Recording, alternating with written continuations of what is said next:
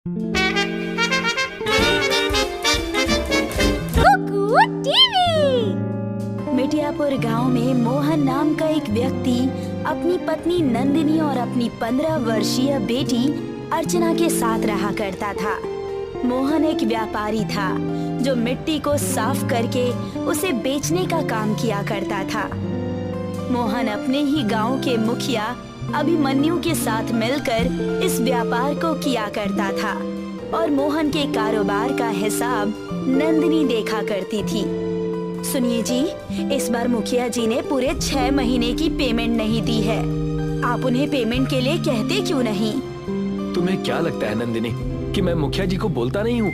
ऐसा एक दिन नहीं जाता है जब मैं मुखिया जी से पैसों के बारे में बात नहीं करता। लेकिन आप ही बताइए, ऐसा कब तक चलेगा?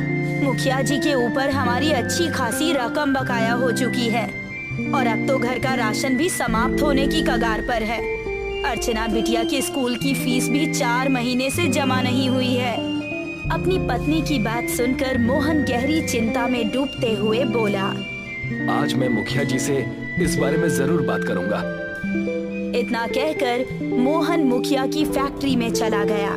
मोहन को देखकर मुखिया बोला, क्या बात है मोहन, आज तुम ट्रैक्टर में मिट्टी भर कर नहीं लाए? मुझे आपसे कुछ जरूरी बात करनी है मुखिया जी। हाँ हाँ बोलो। मुखिया जी, एक बार हिसाब किताब देख लेते तो ज्यादा सही रहता। आपने पिछले 6 महीने से मिट्टी की पेमेंट नहीं की है और अब मेरी जेब में फूटी कौड़ी भी नहीं बची है। यहाँ तक कि घर का राशन भी समाप्त हो गया है। बिटिया की स्कूल की फीस भी 4 महीनों से जमा नहीं हुई है। कम से कम मुझे आधी रकम ही दे देते। मोहन, मैंने कहा था ना तुम्हें कि बाजार थोड़ा मंद पड़ा हुआ है। जैसे ही सब कुछ ठीक होगा तुम्हारी सारी रकम एक साथ मैं तुम्हें दे दूंगा। लेकिन मुखिया जी, अब मेरे पास तो ट्रैक्टर में डीजल भरवाने तक के भी पैसे नहीं बचे हैं। अब उसमें मैं कुछ नहीं कर सकता।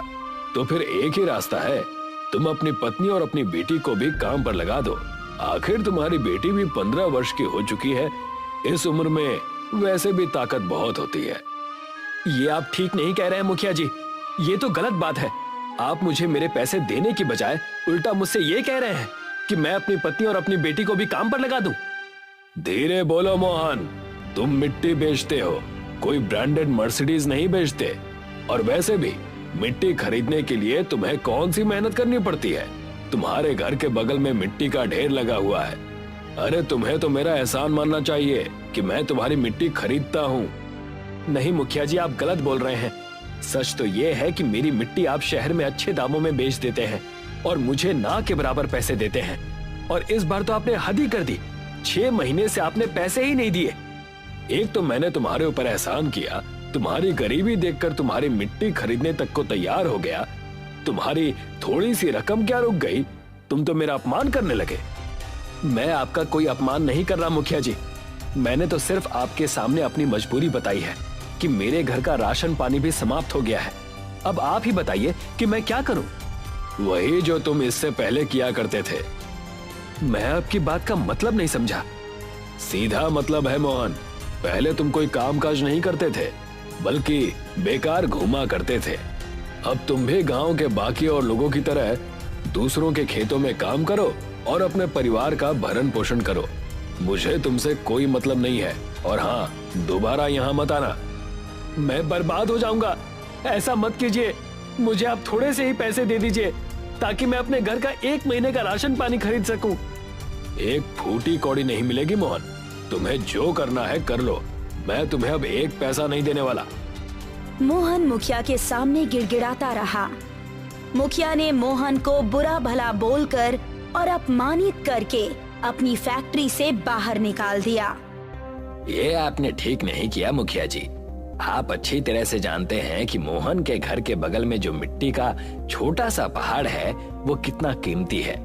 आपने अपनी हवेली और अपनी कार मोहन की मिट्टी बेच बेच कर ही खरीदी है।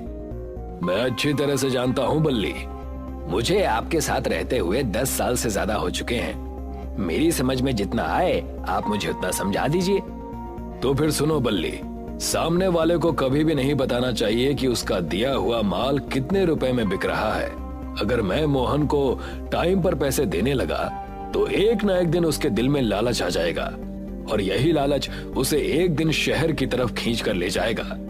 इसका पिता तो मुझे मिट्टी बेचने को तैयार ही नहीं था, तो फिर मैंने उसे एक रोड एक्सीडेंट में मरवा दिया। सबको यही लगा कि मोहन का पिता हादसे में मारा गया। आपकी खोपड़ी का कोई जवाब नहीं मुखिया जी, लेकिन आप जबरदस्ती उसके घर के बगल में उस छोटे से पहाड़ से मिट्टी भी नहीं ले सकते, क्योंकि वो